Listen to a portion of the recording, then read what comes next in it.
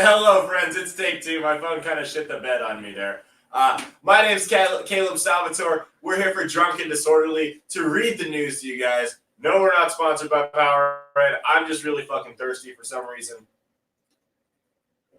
Also, hootie hoo and all that shit.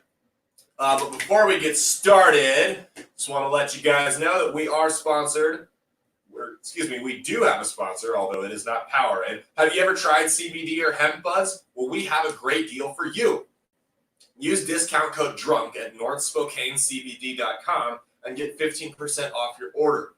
NSCBD offers pesticide-free, high-quality, third-party tested cannabis derived from CBD products. You won't get any of that nasty stuff here. So remember, discount code DRUNK, that's DRUNK, for 15% off at northspokanecbd.com. For real though, I do have a friend who has horrible back issues, works in a very hardcore, manual labor job.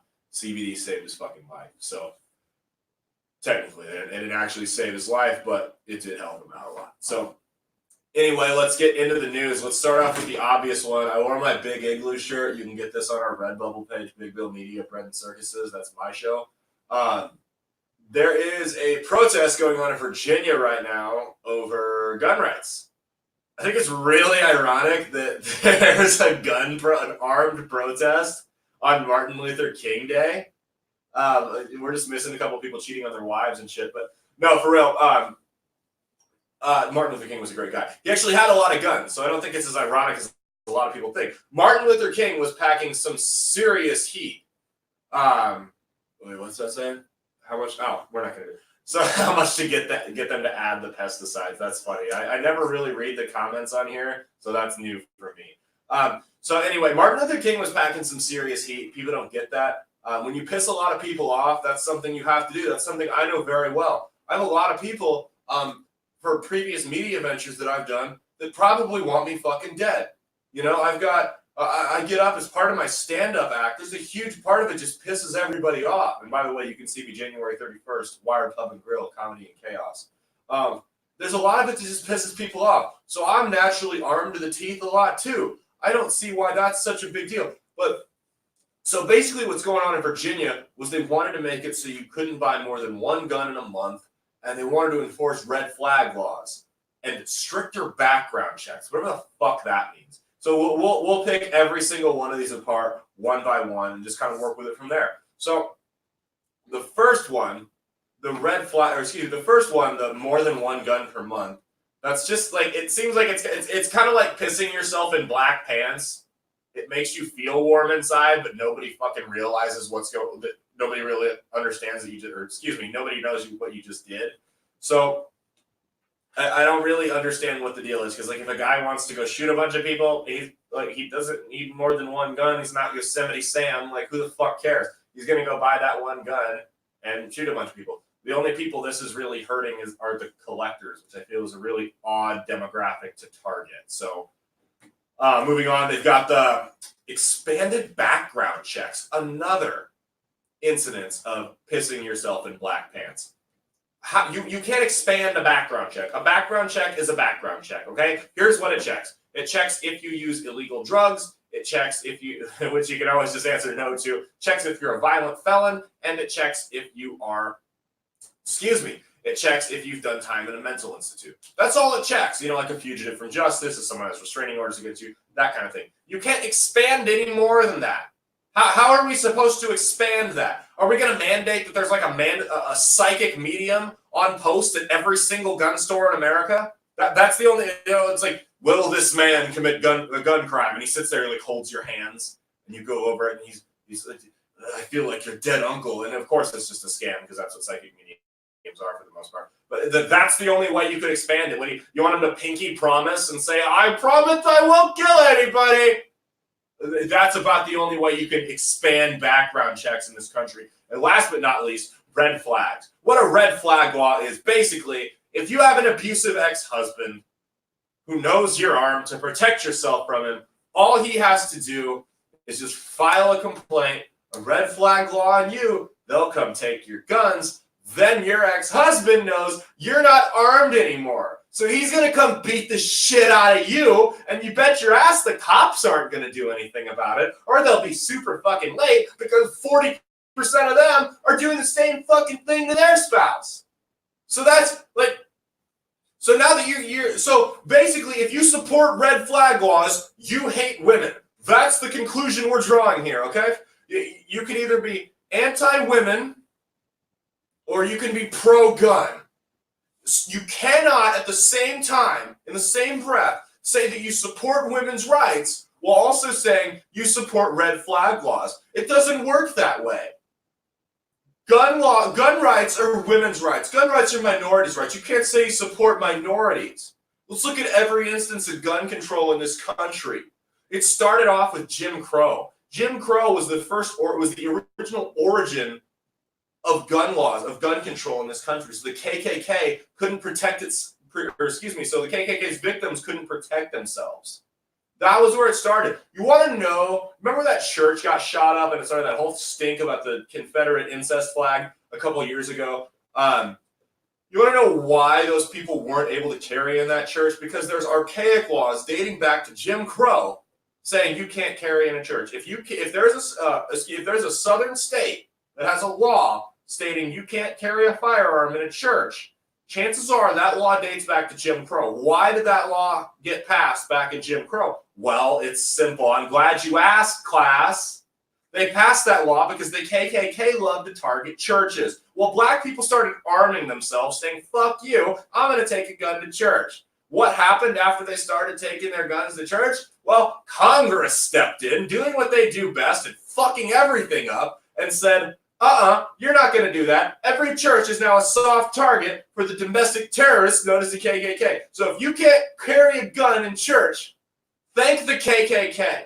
Because all gun laws are racist. The majority of the people, it's just like drug laws, the majority of the people doing time for non-violent gun offenses, you guessed it, it's huge disparity, it's minorities. It's crazy.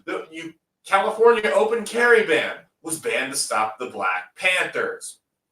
Big shocker there. You got guys like Corey Jones, Philando Castile, murdered in cold blood with legal concealed carry weapons that they never drew or fired. So it's like, find a gun law that isn't used to target minorities.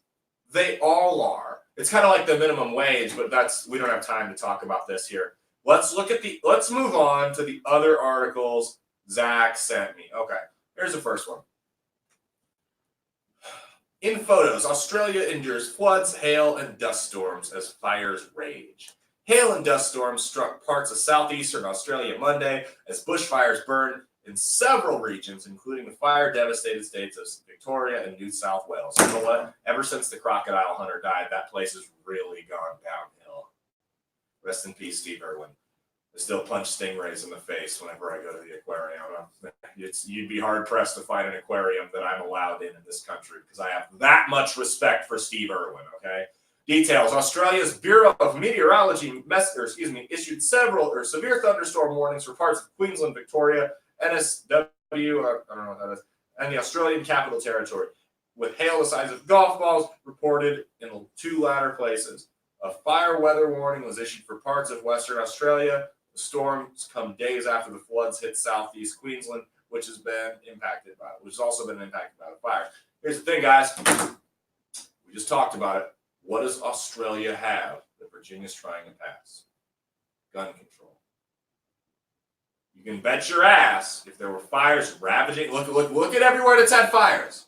The only place that's been ravaged by fires in the United States is what state? California. How strict are their gun laws?